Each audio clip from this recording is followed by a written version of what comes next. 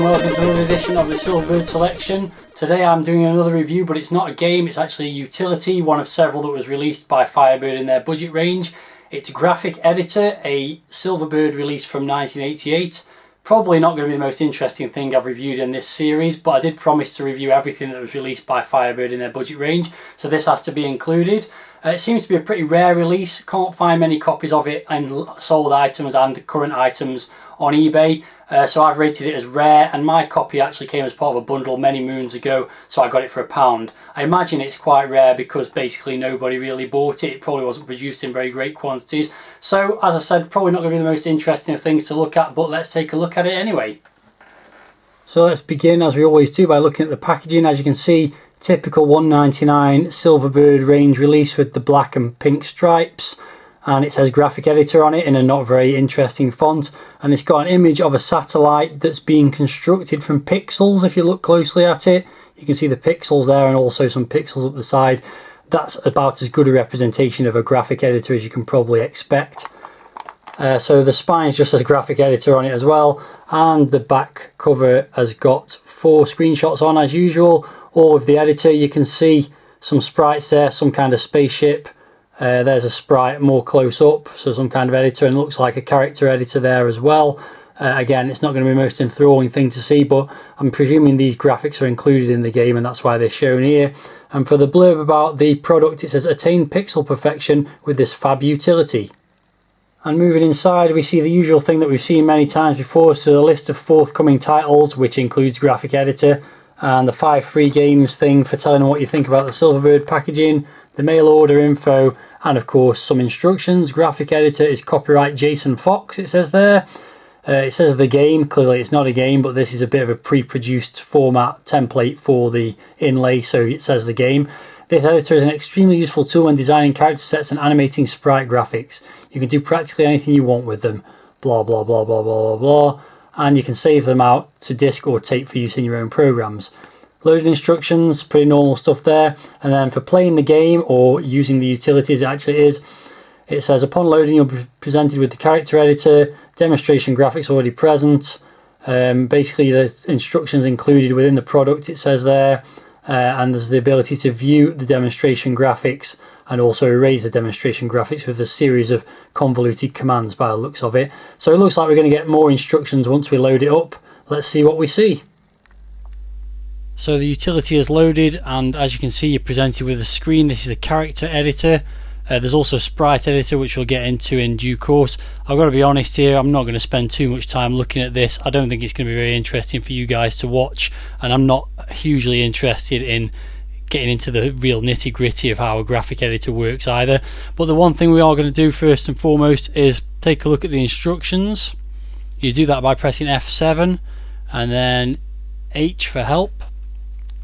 And this gives you an idea of just what you can do with this utility. There's all these different options, all these keyboard controls for different things: animating, borders, colors, data, high res mode, inverting characters, multicolor mode, positioning the screen, rotating characters, and so on. Lots of other things there. You can also do a bunch of things by holding down the Commodore key and pressing various letters as well. That's just page 1 of the instructions. That was for the character editor, as is this, another page full. And then you've also got another page. You've got all kinds of things here: box grabbing, excluding characters from a grab, getting the character under the cursor. I'm not going to be messing around with much of this stuff, in all honesty. More here about what you do with this grabbing thing, whatever it is. Let's move on. And then you've got the sprite editor, and again this has got a whole load of different options for animation, copying sprites, scrolling things, positioning them, restoring them, all kinds of stuff, copying them. I guess this is if you wanted to create a sprite and then copy it and slightly alter it for the next frame of animation on a sprite. This is what you'd use. Again, not going to go into that too much either. Let's move on. There's more about the sprites there, and a bit more animation types and using the animator and things like that. Still, we go through the instructions. By the way, you can't drop out of these at any point. You have to press space to keep cycling through them. This has got some information about loading and saving your sprites to use in other games. Useful points to remember: all inputs are in hex, not decimal. When you load in a save grab, press the key L in the position screen for last grab. Do not store anything between those memory locations.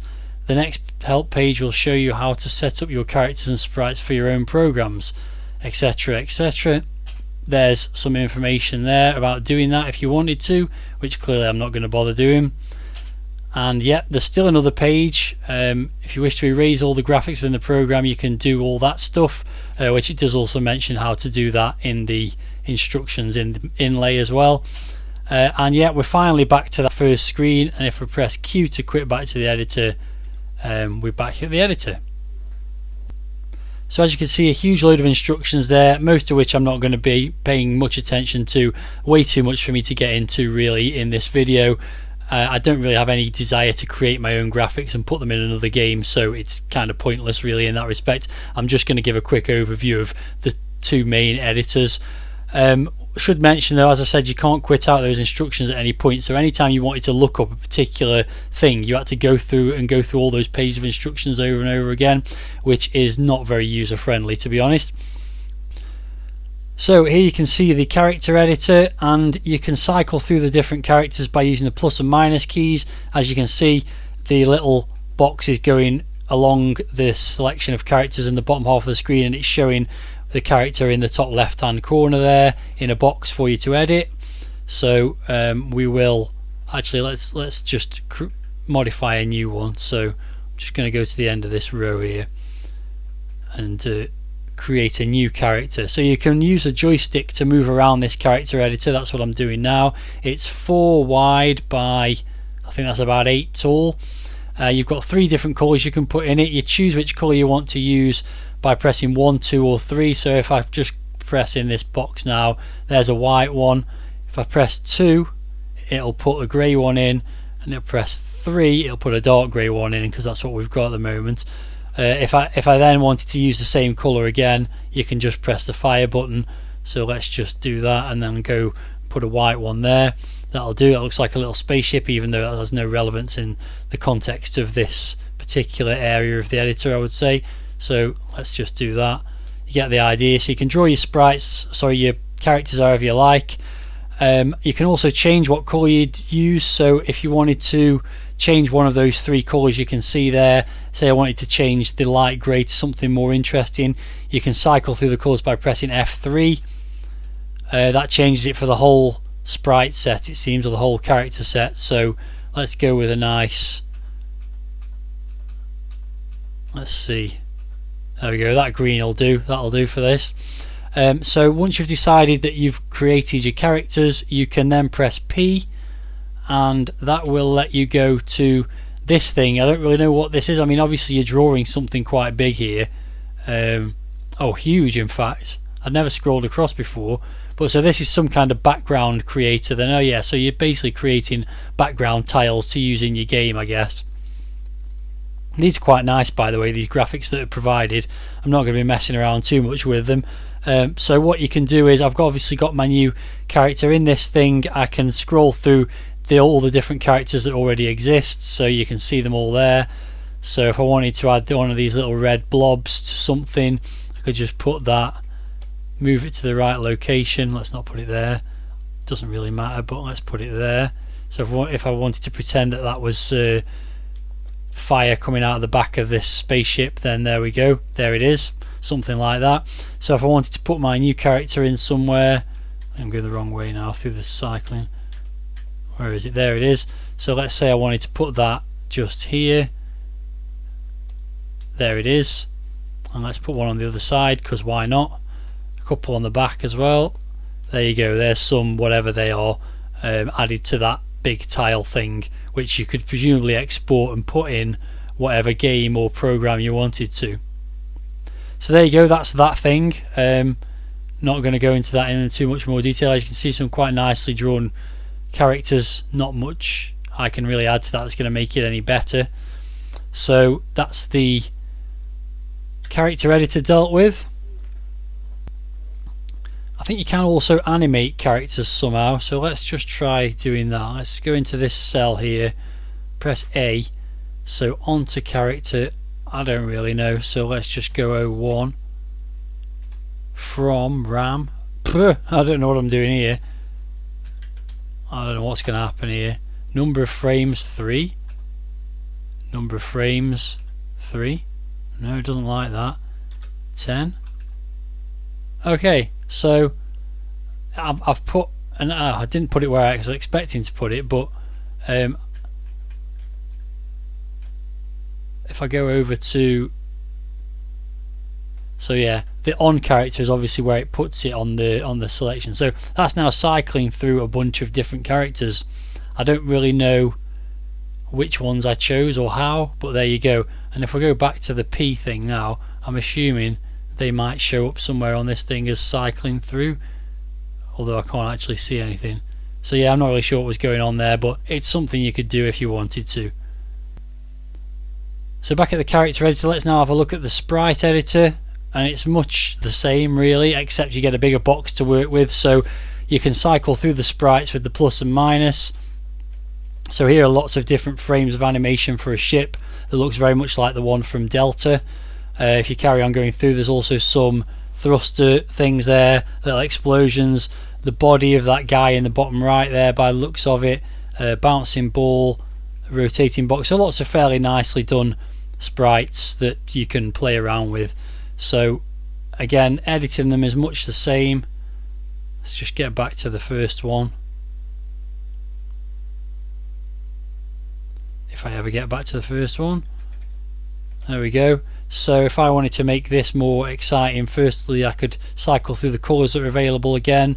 So let's change those greys to a nice red. There we go. I don't know if that changed it for all of them. It does indeed. So I don't know if there's like one colour that you can change and the others you can't. I seem to remember that from Shoot 'em Up Construction Kit.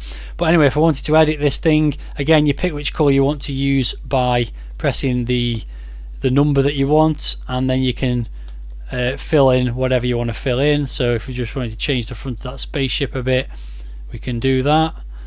If I wanted to then make this bit more grey, I can do that as well.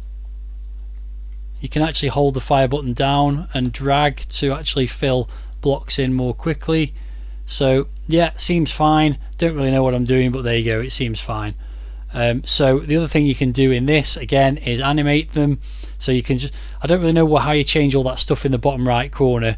That just is there, and I don't know if that's just a demonstration or something, or whether you can actually change the saved animations there. But all I'm going to do for the purposes of this is just animate a few sprites. So again, you press A, start sprite, well let's go with 33 I suppose, and end with, well let's go with 40 and see what happens. There we go, you can see that it's animating through those sprites, which is just the cycling of that spaceship. So there we go, that's the animation stuff. I don't really have anything else I want to show. Clearly there's a lot of options for copying and moving sprites and things like that. You don't really need to see me demonstrate that. That's pretty much the basics of this thing. You can create sprites and background graphics and export them to your own programs if you want to. This thing's still animating through all that stuff. You can clear a cell out by doing Shift and Clear Home, I think, which is the first time I've ever used Clear Home, except it didn't work. So I don't know what I've done there. You could definitely do it with one of the others. There we go, that clears them out. So yeah, that's the first time I've ever used the Clear Home key as far as I can remember on the Commodore 64. So there you have it, that's all I'm going to demonstrate from this graphic editor. I don't really think you're interested in seeing any more than that. If you are, then feel free to download a copy and play with it yourself. So let's move on to the review scores, and these are going to be a bit shaky in places because obviously I'm not reviewing a game, I'm reviewing this thing. So packaging was alright, the image on the front cover was fairly clever, the instructions inside were fairly unremarkable. All they basically said was check out the instructions once you've loaded the program. So I'm going to give the packaging a 6. Presentation of the utility I would say is reasonably good. I mean, you've got all those instruction screens. It's a bit annoying that you can't just quit out of it when you've got to the bit you want to, but overall I would say the presentation is not too bad. You know, it's fairly nicely designed screens for doing the editing and things like that. So I'm going to give the presentation a 6 as well.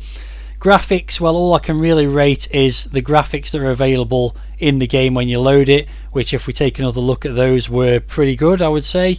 Obviously the graphics are as good or bad as you create them really, so I'm just going to give it a 6 again for graphics based on those graphics and also the layout, if you like, of the screen. Sound, obviously there isn't any, so it's a 0 for sound.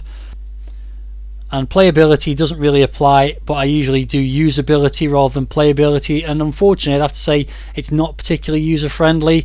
I don't think it's very good that you have to cycle through all those instruction screens to find all the commands that you might want to use. There's not really much explanation of what they are either. I think if it got a drop down menu type system where you could pick from a menu of options, like whether you want to do animation or editing or things like that, and then perhaps a sub menu from that, I think that would have made it a lot more user friendly. I feel like this is something some guy developed for his own use and then Firebird decided to publish it as a product. As I mentioned, it's fairly rare to get hold of, so I suspect not many copies were made. So yeah, I'm going to give it a playability or usability rating of 4 just because it's not particularly user friendly. I think I don't have much experience of these kind of things, but the one in Shoot 'em Up Construction Kit, the sprite and background editor in that was far easier to use. So that gives it a total score of 4.6. I mean, it doesn't really mean a lot. Either you want to use a utility for creating graphics or you don't, so the rating doesn't really apply for this kind of thing. For me, I don't think even back in 1988 it would have been worth $1.99 because, as I said, I think there were other better graphic editors out there, ones that were easier to use. So I don't know, maybe if you were a keen games programmer and you were willing to put the time and effort in, then this was a pretty good tool, but to me it doesn't seem like it was even back then. So there you go, that's my review of Graphic Editor, and I imagine you found that fairly dull just as I did. I feel like if I'd done this earlier in the series I might have spent a bit more time on it, like I did with the music editor program, Ubix Music, but I also felt like I got something more out of Ubix Music than I was going to get out of this. So yeah, it's not a very good review, but it is what it is. So if you've got any thoughts about this graphic editor, then let me know in the video comments, and I'll be back with an actual game review sometime in the near future. If you got all the way through this, then thanks for watching, and see you next time.